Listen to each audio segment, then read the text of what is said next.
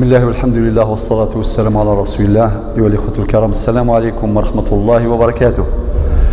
وقي الدرس 15 من دروس الشرح المختصر الفقهي للشيخ خليل رحمه الله.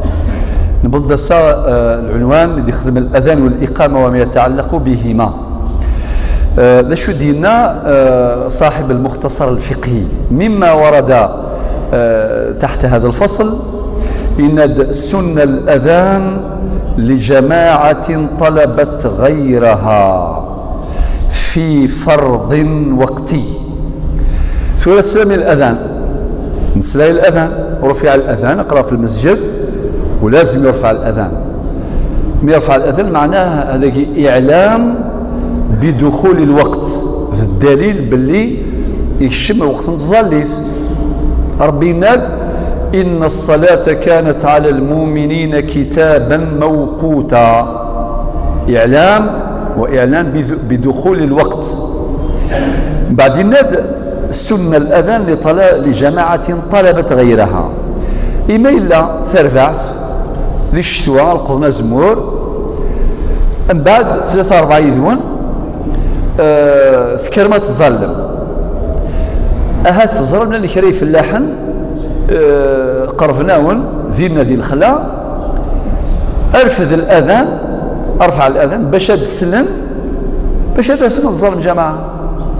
معناها ما إلا يفلح وياه سن الأذان سين أهات لنا الظلم جماعة دسنا ورول ثقي صافي السنة باش ولو كان ذي الخلا ماشي كان ذي الجماعة ذي الخلا هذا يرفع الأذان، ولكن لجماعة طلبت غيرها استراجوا أدسن وياه في فرض وقتي.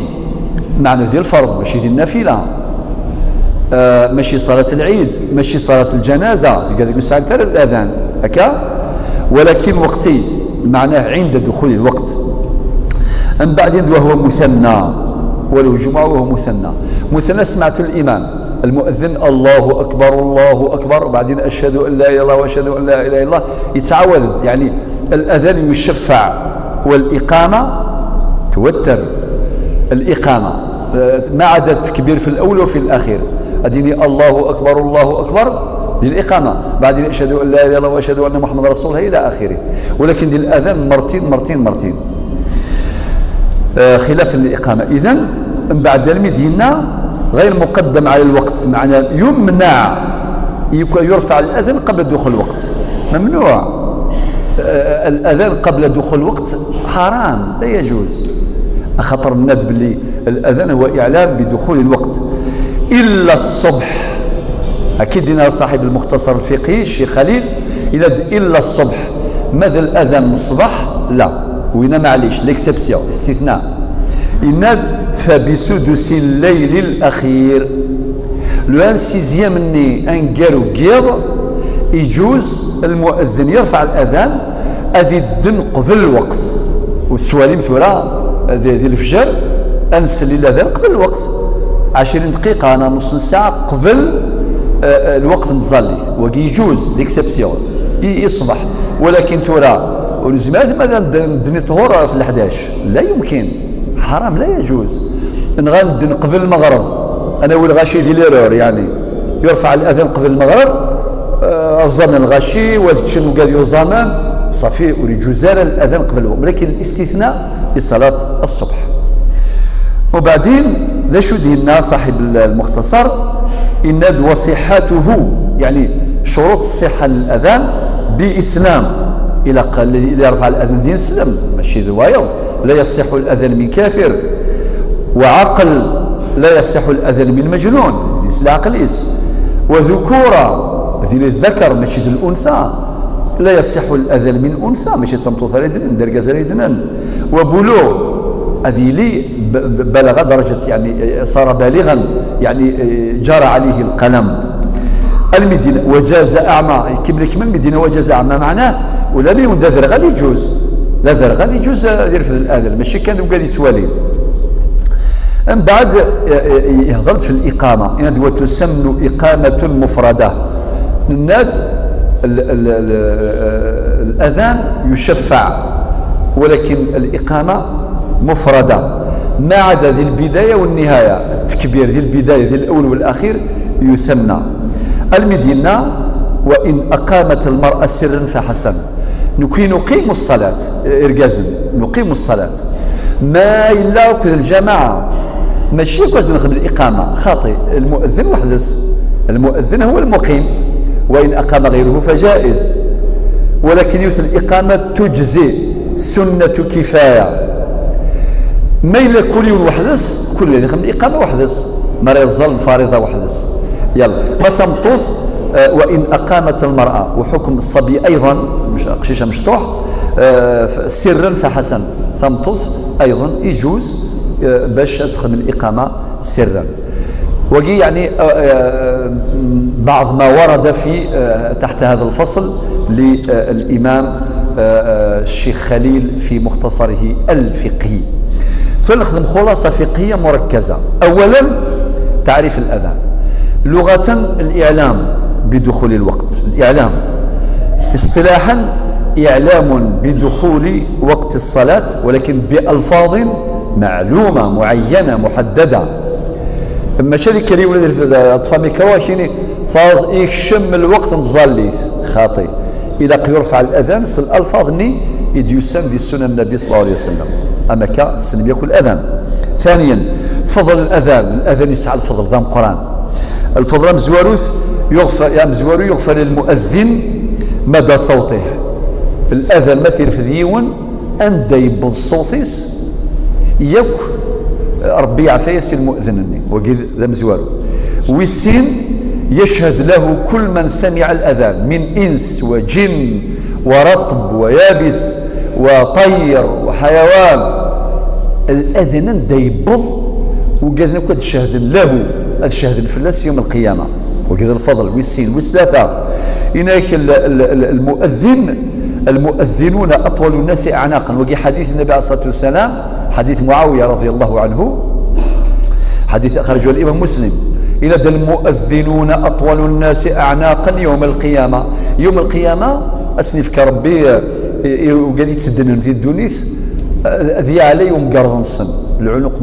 وقد دلالة على العلو والسمو والرقي، دلالة على رفعة الشأن، معناه رب يرفع الشأن يوم القيامة. وكذلك في 4 المؤذن أمين على أمين الناس على صيامهم وصلاتهم، على صلاتهم وصيامهم. حديث النبي عليه الصلاة والسلام من هذا الإمام ضامن والمؤذن مؤتمن. نكون نسلا الشيخ الدن وين يضمن أديش المغرب، وين غادي يظل خاطر يسال الأذان، لذلك المؤذن مؤتمن. ثالثا حكمه تنتابه الأحكام الخمسة، سنة مؤكدة في كل مسجد، نظ لكل جماعة تطلب غيرها. ذي الجوامع نسل الأذان ولو كان مقاربا سلام ذاك الأذان مثلا غرنا ذاك الجامع الشرفاوي نسل الأذان، جامع العتيق الأذان، مسجد النور اللسائد نسل الأذان، يكون عند الجوامع مسجد بوعزيز نسل الأذان إلى آخره. غسم قرار الجوامع ولكن عند الجامع يرفع الأذان.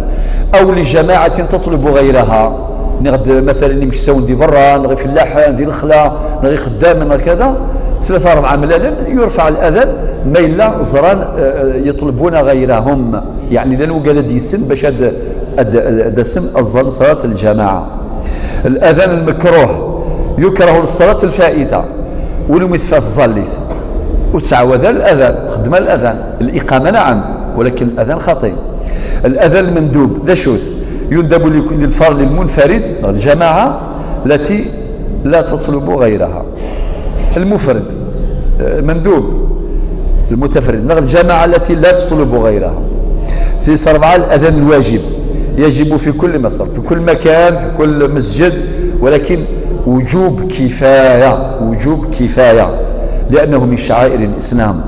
الأذان المحرم ذي الحرام يولد يرفض الأذان قبل الوقت، نغد مثلا ماشي قبل المغرب نص ساعة يرفع الأذان هذا يوي الغاشي ديال الخطأ وين يوزن هذا يتشوين هذا يزال قبل الوقت. وربي يناد إن الصلاة كانت على المؤمنين كتابا موقوتا. نغد الاستثناء ليكسبسيون صلاة الصبح، فصلاة الصبح ما كندينا صاحب المختصر الفقهي يجوز السدس الأخيرة ما كتواليم تسلم قبل الفجر إلا وندا نص ساعة إلا وندا 20 دقيقة نسل الأذان ونزرى ياكل الأذان نظام زور باش نذكر باش نسوج ديما يظل الصبح صلاة الفجر. رابعا شروط صحة الأذان أشار إليها صاحب المختصر: الإسلام، العقل، البلوغ، الذكورة، زيد دخول الوقت إلى قد يشم الوقت. خامسا مندوبات الأذان. المندوبة مزور الطهارة الكبرى والصغرى. المؤذن ذي يليس زدي يسعى الطهارة الكبرى والطهارة مشطوح يعني يسعى الوضوء وقي مندوب إما إلى يحار أذي زور ذي الأذان بعد ديال الوضوء يجوز، ولكن ماذا بك أذي يليس الوضوء.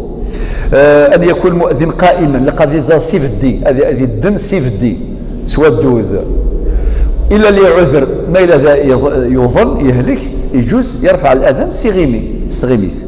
في ثلاثة المكان المرتفع زيك قبل أن نسعوا المكبرات الصوت أتفضل المؤذن ذي واحد المنارة هذه اللي سفلى بزرو الجذرار كي خدما وثقي من السنة يعني وقي أمر مندوب، ولكن ترى مكبرات الصوت تجزي.